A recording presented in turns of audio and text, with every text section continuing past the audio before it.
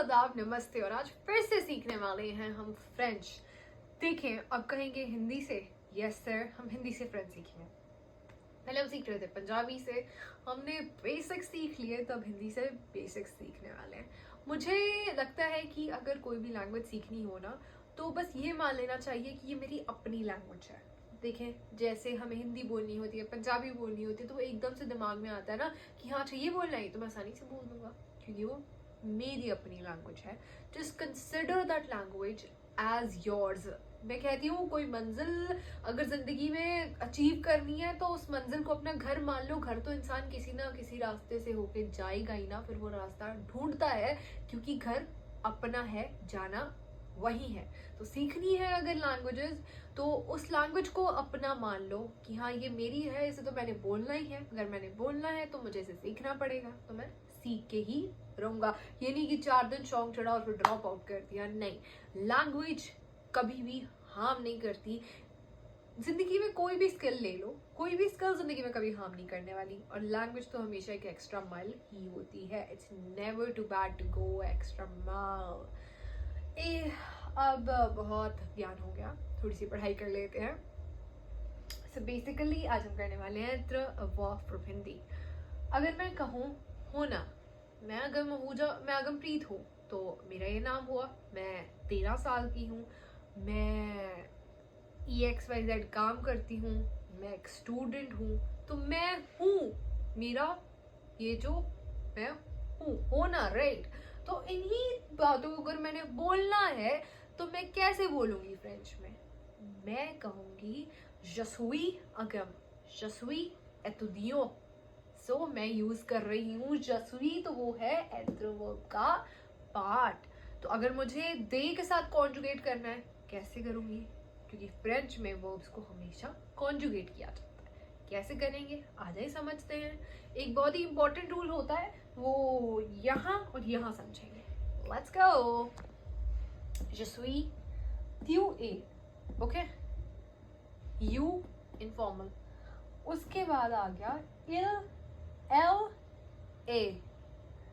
we come to nous sommes, nous sommes, vous êtes।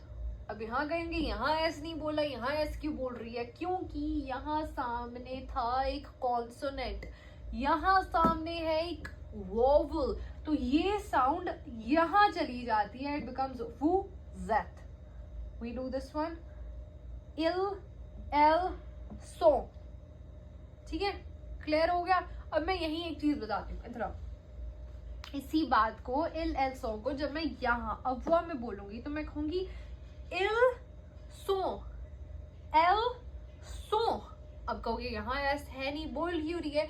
क्योंकि यहाँ फिर से नोट करो, यहाँ एक वॉवल है, तो इस एस की साउंड यहाँ चली जाती है, तो वो सो हो जाता है।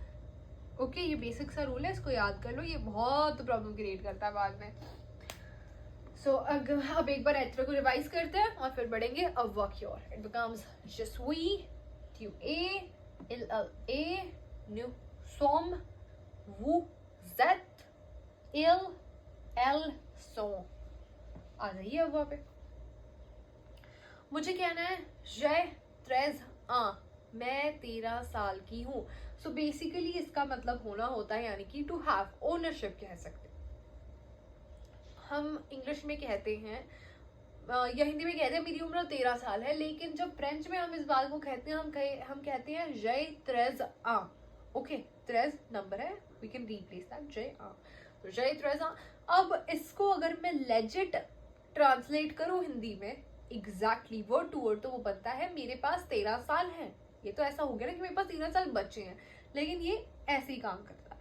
तो अब यहाँ मैं यूज कर रही हूँ j'ai। तो मुझे जब इसी बात को और दूसरों के लिए कहना है या फिर इस वर्ब को यूज करना है, तो कैसे करेंगे?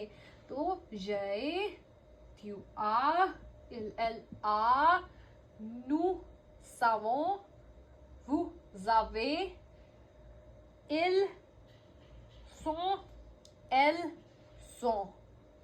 फिर से आओ, nous savons, vous savez।